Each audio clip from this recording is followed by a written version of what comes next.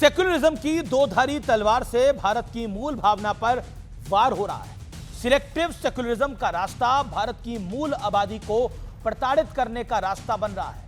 यह आरोप चिंता का विषय है, क्योंकि देश की बहुसंख्यक आबादी तनाव में रहेगी तो लाजमी है उसका इंपैक्ट, असर समूचे देश पर पड़ेगा। नमस्कार व्यूअर्स, मैं हूं अमीश देवगन। सत्य और तथ्य में आज बात होगी दोगलेपन, डबल स्टैंडर्ड की। सेक्युलरिज्म का मतलब क्या है? मैं असल मतलब की बात कर रहा हूं, उस मीनिंग की नहीं जो पॉलिटिक्स में वायरल है। सेक्युलरिज्म के मायने हैं एक ऐसा समाज जहां सारे बहुसंख्यक सनातनियों के साथ सारे पंथ संप्रदाय मिलजुल कर एक साथ रहें।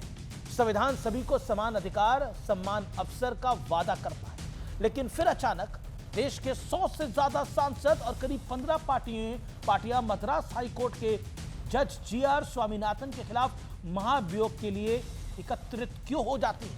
क्या आपको वजह पता है? दरअसल जस्टिस जीआर स्वामीनाथन ने मदुरई में भगवान मुर्गन के पवित्र मंदिर के स्तंभ पर हिंदुओं को दीपक जलाने की इजाजत दी थी। इस बात से तमिलनाडु की सरकार, स्टालिन सरकार, इंडिया गठबंधन की सरकार बहुत परेशान हो गई और तमाम विपक्षी दलों, जिसमें कांग्रेस भी है, जिसमें उद्धव ठाकरे की पार्टी भी है, उन्होंने सेक्युलरिज्म का ऐसा शानदार मौका दिखाई दिया जिसे कोई छोड़ने को तैयार नहीं था। दरअसल 13वीं सदी में जलालुद्दीन एहसान खान ने मदुरई सल्तनत की स्थापना की थी। सिकंदर शाह इस सल्तनत का 8वां और अंतिम सुल्तान था। 1378 में सिकंदर शाह युद्ध में मारा जाता है। उसकी कब्र उसी पहाड़ी पर बनाई गई जहां भगवान मुर्गन का मंदिर है। हालात अब यह हो गए हैं कि जिस मंदिर का इतिहास आदिकाल से है, जिस मंदिर और उसकी कहानी का जिक्र स्कंद पुराण समेत तमिल के आगम शास्त्र में भी मिलता है, उस मंदिर में आस्था रखने वाले सनातनियों को 13वीं शताब्दी में बनी एक कब्र से एक ऐसी चुनौती मिल रही है कि पूरे विपक्ष ने दिन रात एक कर दिया। लेकिन इन लोगों के लिए मंगलवार का दिन बहुत बड़ा झटके वाला दिन था और बहुत शर्मिंदगी को लेकर भी आया, क्योंकि तमिलनाडु के हाई कोर्ट की जस्टिस जी जयचंद्रन और जस्टिस के रामकृष्णन की बेंच ने जस्टिस स्वामीनाथन के आदेश को बरकरार रखा।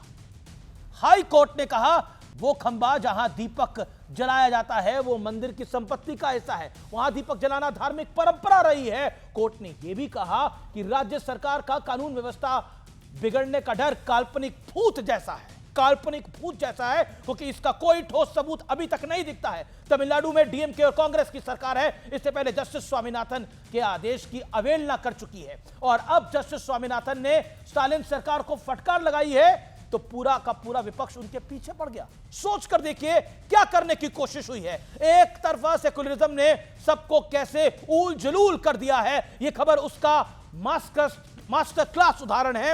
इस कहानी में दोगली बातें करने वालों की भरमार है। सौहार्द के एक तरफा सपने दिखाने वालों की पोल खुली है। कब्र वालों को खुश करने के लिए भगवान मुर्गन के अनुयायियों को ठगने की प्लानिंग बना ली गई थी। वैसे स्टालिन और उनके परिवार ने तो मुंह से मखौटा अर्ज से पहले ही उतार फेंका था जी।